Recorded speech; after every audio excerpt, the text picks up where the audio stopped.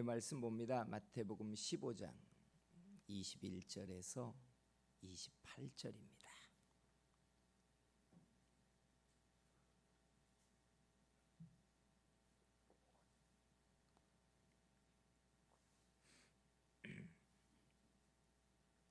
말씀 봉독해 드립니다.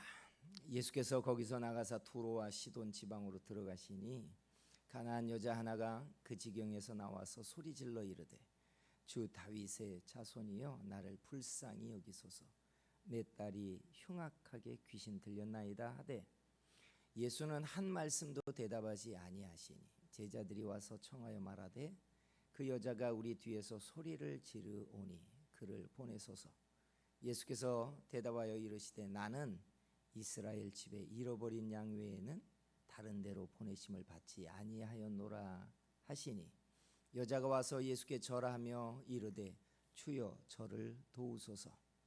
대답하여 이르시되 자녀의 떡을 취하여 개들에게 던짐이 마땅하지 아니하니라.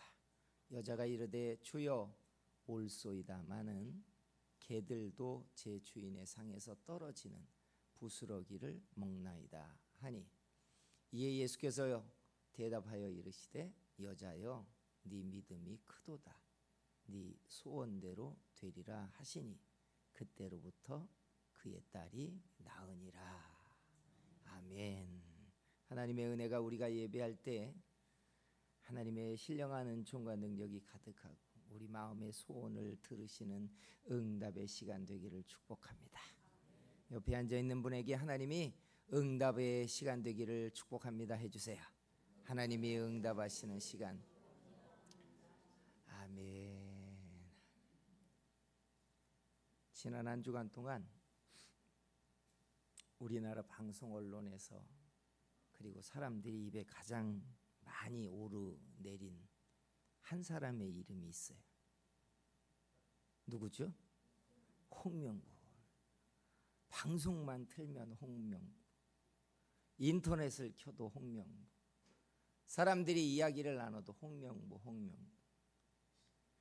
지난 주일 예배가 시작되기 전에 10시가 좀 넘어서 음표가 실시간으로 한국 대표팀이 탈락하는 걸 제게 중계하더라고요. 목사님 5분 남았습니다. 그리고 좀 지나니까 탈락입니다. 우리들의 마음을 가장 크게 실망시켰던 것은 그들이 최선을 다하지 않았다거나 그리고 우리나라가 실력이 부족해서 졌다거나 하는 것 때문이 아니었습니다. 많은 사람들이 공감을 하듯이 한 사람의 지도력이 부족하다라고 하는 것을 사람들이 봤기 때문에 그렇습니다. 절차 때부터 문제가 있다고 얘기하고 그리고 능력에 있어서도 자격이 부족하다고 수없이 사람들이 많이 말을 했는데 결과가 이렇게 우리 눈앞에 보여지고 나니까 사람들이 다시 시간을 되돌려서 자격에 대한 이야기를 또 하고 왜 그때는 사람들이 자격에 대한 검증을 그렇게 꼼꼼히 하지 못했는가 후회하는 겁니다. 어떤 역할과 직분을 맡을 때 우리는 그에 합당한 능력을 가진 사람을 보면 우리는 자격이 있다라고 이야기하고 이 자격은 모든 사람들이 공감하고 그리고 동의를 하는 부분들을 가리켜 우리는 자격이라고 이야기합니다. 신앙은 어떨까요? 여러분 놀랍게도 우리가 구원을 얻을 때 하나님이 우리에게 따지는 게 자격이라는 거 아십니까? 너 믿음이 있느냐라고 자격을 챙기십니다. 우리가 무언가를 구하고 하나님 앞에 응답을 바랄 때에도 하나님이 그에 합당한 자격을 찾으신다는 겁니다. 그만한 의가 그만한 몫이 너에게 있느냐라는 것입니다.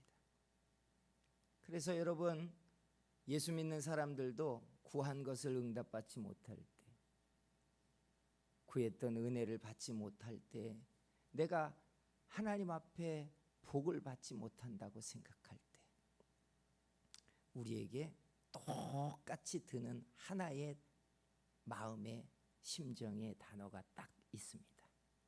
바로 자격지심이라는 거예요. 아, 내가 몫이 아닌가 보다. 자격지심이에요. 아, 내 믿음이 부족한가 보다. 내가 그만한 사람이 아닌가 보다. 이거 모으면 한 단어입니다. 바로 자격지심이에요. 여러분 어떠십니까?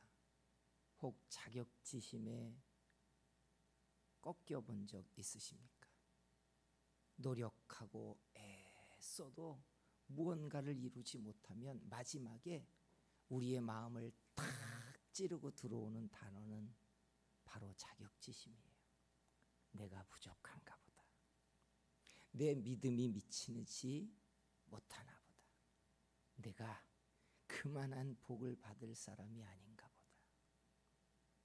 성도 여러분, 오늘 하나님이 혹 자격지심에 부딪힌 적이 있는 모든 사람들에게 말씀해 주시는 시간이 되기를 축복합니다. 왜냐하면 오늘 우리가 읽은 이 본문에 바로 자격지심의 이야기가 탁 튀어나와서 우리를 강타하기 때문에 그래요. 말씀의 내용은 이런 겁니다. 예수님이 지금의 레바논인 두로와 시돈 지방에 가십니다. 그곳에 가서 제자들과 길을 거닐 때 한 가나안 여자가 뒤에서 소리를 칩니다. 다윗의 자손이여, 나를 불쌍히 여기소서.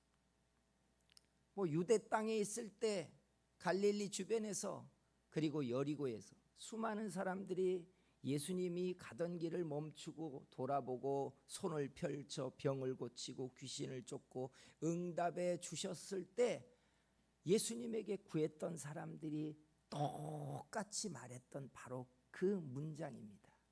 다윗의 자손이여, 나를 불쌍히 여기소서. 내 딸이 흉악한 귀신이 들려 저를 고쳐주세요. 그런데 여러분, 우리가 읽은 이 본문에 보면 예수님이 이 여인의 기도에 대하여 정상적인 반응을 하지 않습니다. 통상적으로라면 이렇게 소리치고 제자들이 권해서 주여 저 여인이 소리를 치니 가서 저를 도우소서 이렇게 중보라도 하면 예수님이 가던 길을 멈추고 가서 그를 도와주셔야 되잖아요. 그런데 우리가 읽은 이 본문에 보면 첫 번째, 예수님이 한 말씀도 대답하지 않으신대요. 그리고 24절에 뭐라고 이야기하냐면 두 번째, 나는 이스라엘의 잃어버린 양 외에는 보내심을 받지 않았다고 거절해버립니다.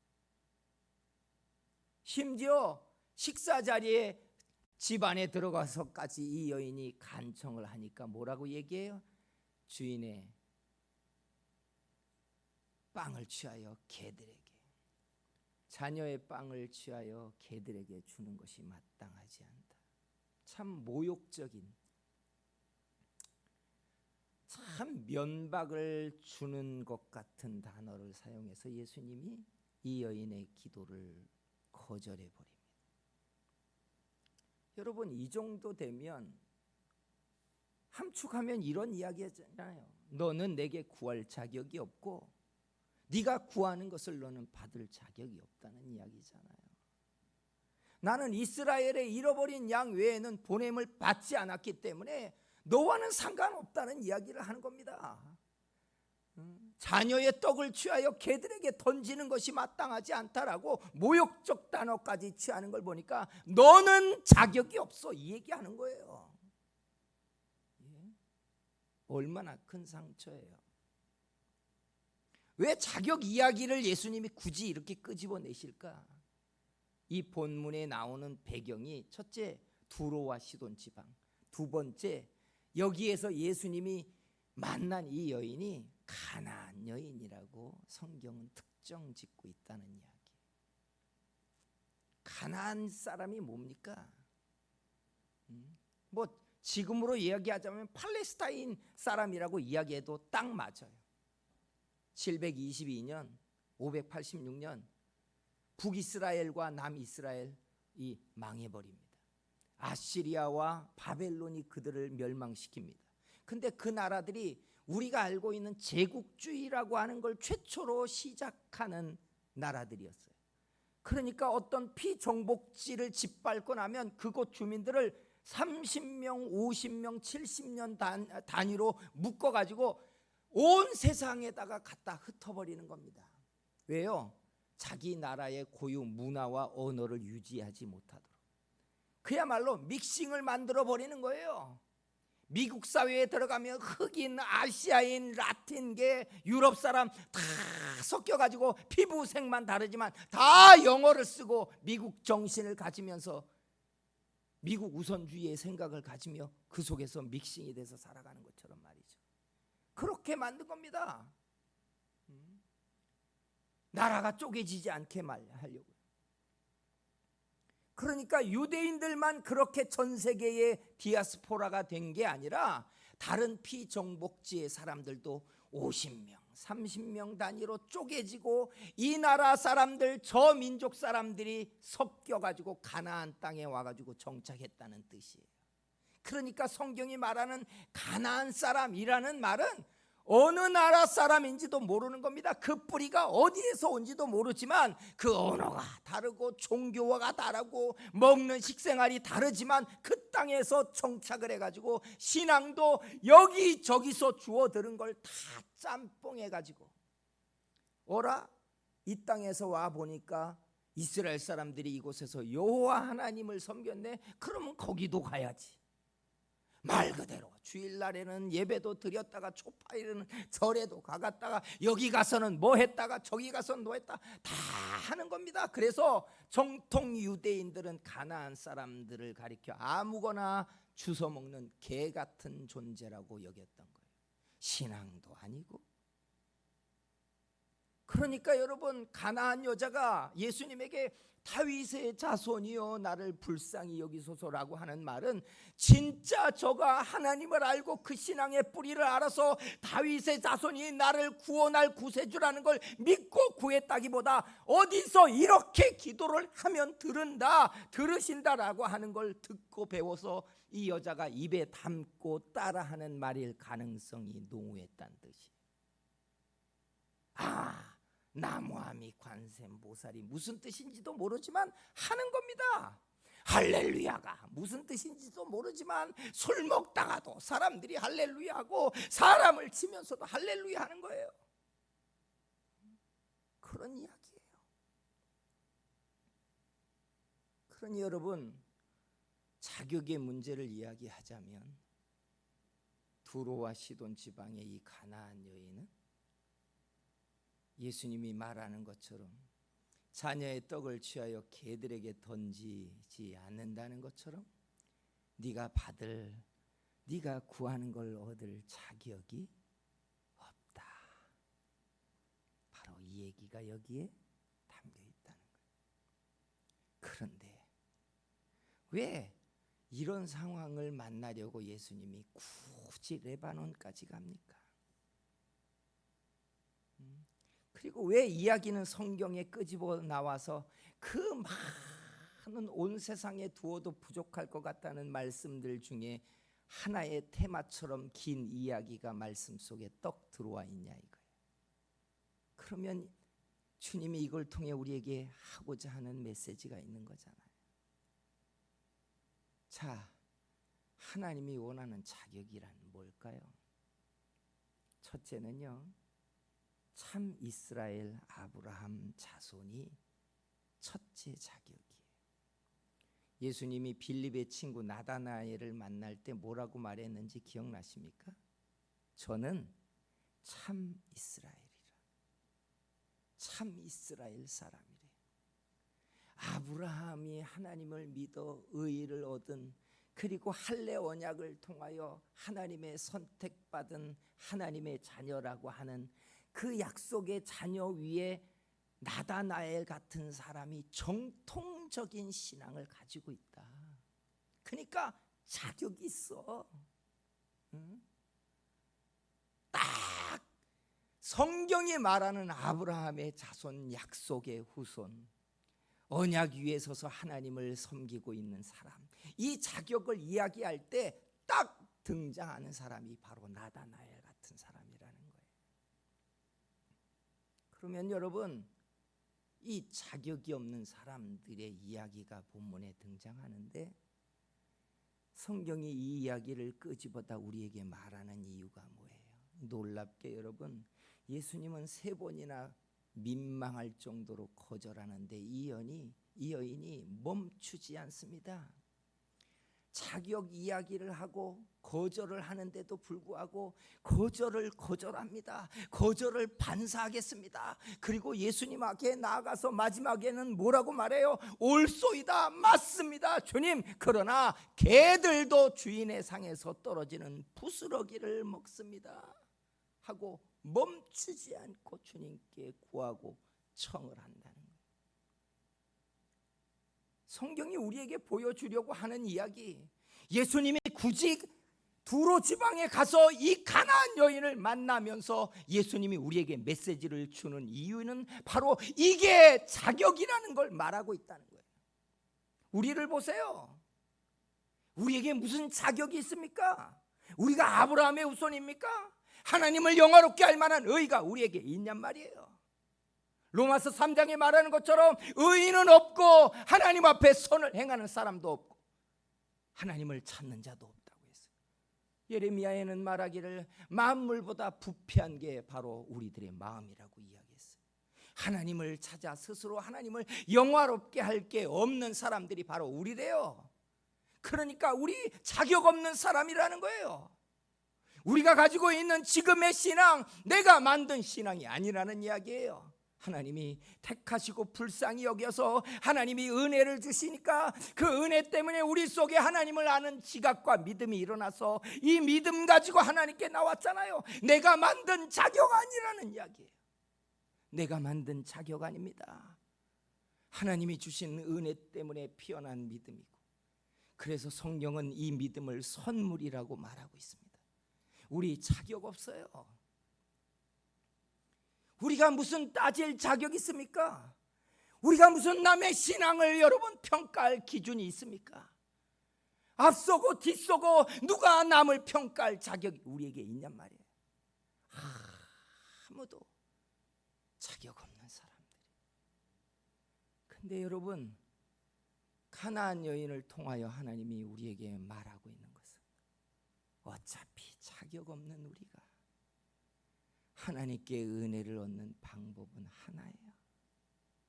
자격을 믿고 나갈 게 아니라 하나님께 굴하지 않는 믿음을 가지고 구하고 찾고 두드리며 하나님을 바라라는 거예요.